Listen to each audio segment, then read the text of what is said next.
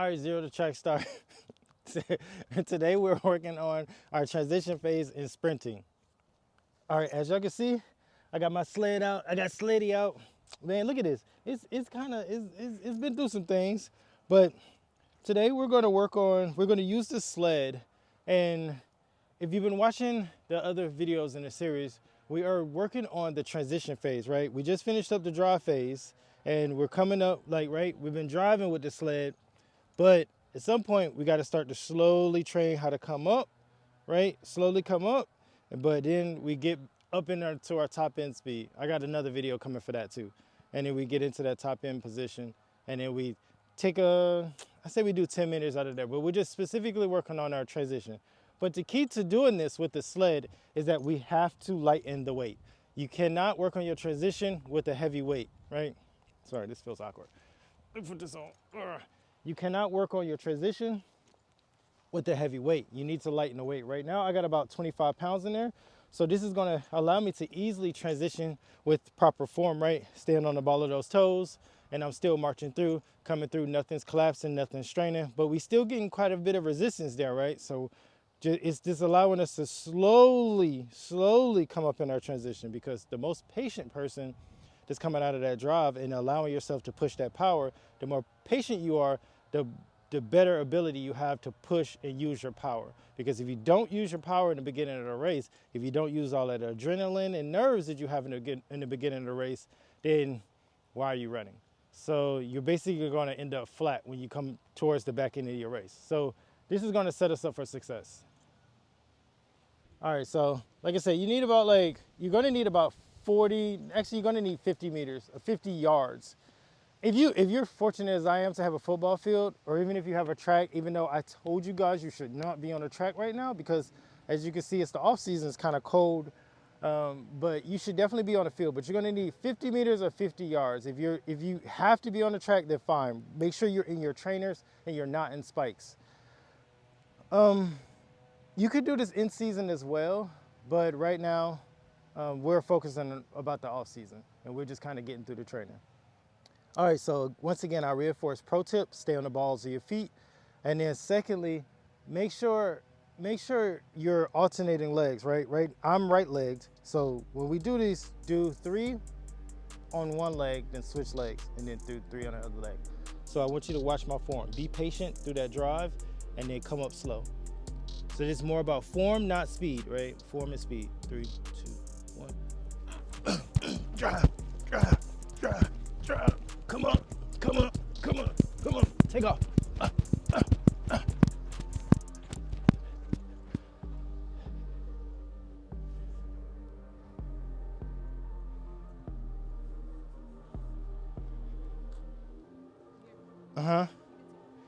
All right, as you can tell, I took that one really slow.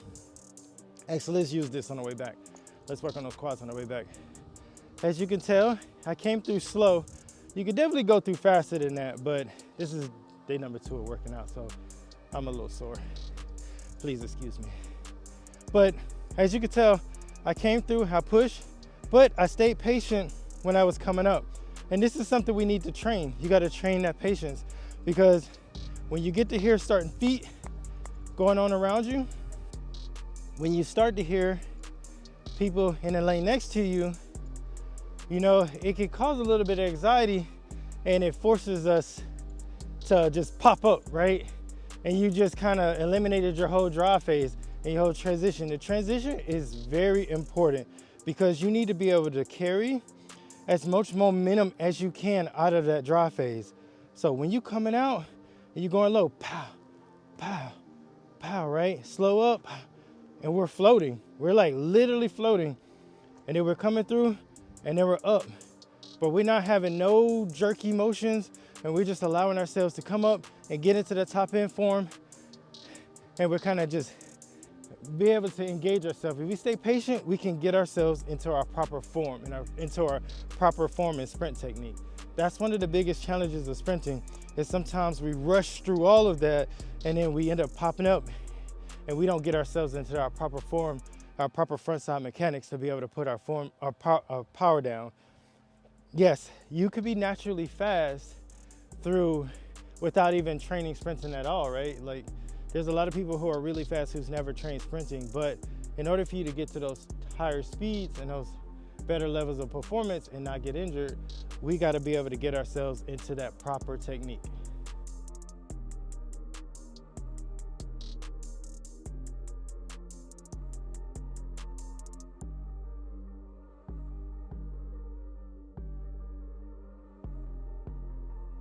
All right, as you can see, we went through the draw phase and I was kind of forcing myself to stay down, and then I slowly came up, and then I got into my top end speed. One thing we can do is from here, right?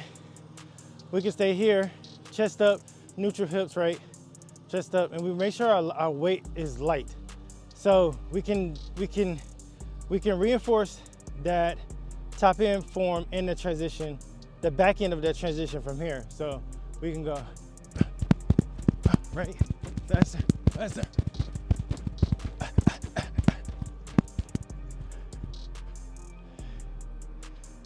Chat, y'all gotta love me, man. Leave me some like heart emojis or some motivational emojis, because I'm working hard to get these videos out. So to wrap up your workout, what we can do with this sled, remember, lightweight, 25 pounds. So if you do, I want to say you need to do at least like 9 sets, not 9 sets, 9 reps, right? You can split them up into 3, 3, 3, 3. Remember, alternate your leg. So we're gonna go 3 50s.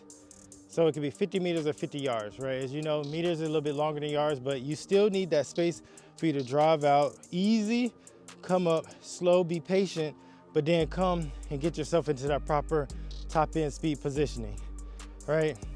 There's a video that I got coming out that explains to you, give you a good workout, how to reinforce that form and what that position will look like.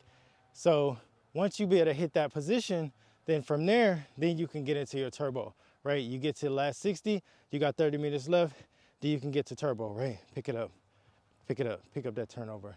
So that's your workout, guys. That's your homework. I promise you, if you work on this, you will be a significantly better sprint, track and field athlete.